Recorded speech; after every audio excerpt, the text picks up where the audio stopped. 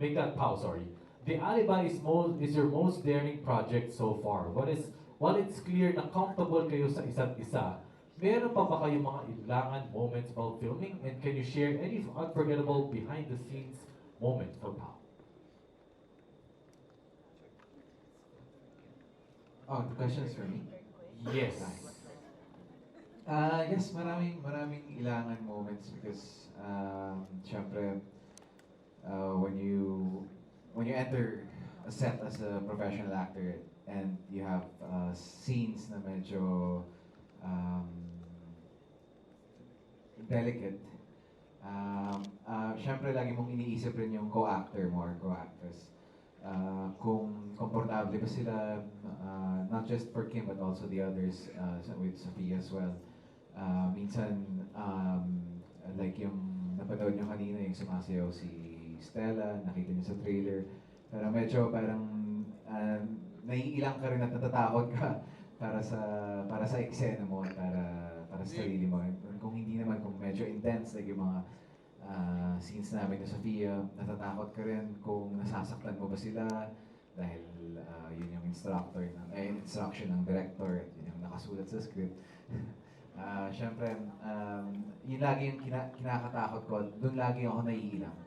Kung along the way, dito sa proseso at sa pag-arte ko, kung na-alienate ko ba or nasasaktan ko or maybe nararamdaman ba ng ka-eksena ko na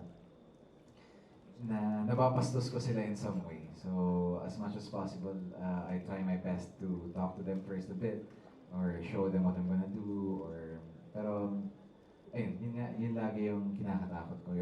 Doon ako naiilang palagi. And I'm sure pag naiilang ako, naiilang rin yung ka-eksena ko. So, Thank you, Pao, for being candid about your experiences so far. Kim, anything to add? Wala naman siguro hindi may ilang pag mga ganun. Parang kasi nungalingan, anong alibi mo? Sabihin mong hindi. Pero opo, nailang pa rin. Kahit na kami ni Pao pang-apat na project namin. Pero iba-iba kasi yung ginagawa namin.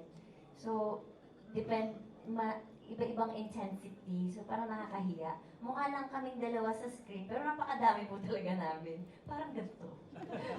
So, parang ganun. Siyempre nakakailang, nakahiya. Pero, since professional ang bawat isa sa amin. So, di ba? Follow-up question came from Hannah. Okay, so ito naman, no, another question for Kim. Grabe ang transition mo from your first role to The Alibi. Can we expect you to take more varying characters from you in the future? Grabe. Mahalin niyo muna si Stella bago tayo tumalon sa iba. Please love #Stella. Nagpakaawa. Pero, iba-iba naman, dito naman sa mundo ng showbiz, ang daming characters na pwede mong i-play. It's up to you na lang kung paano mo siya gagampanan at depende na rin sa pagkakasulat at pagkakagawa. Thank you, Kim. Aya?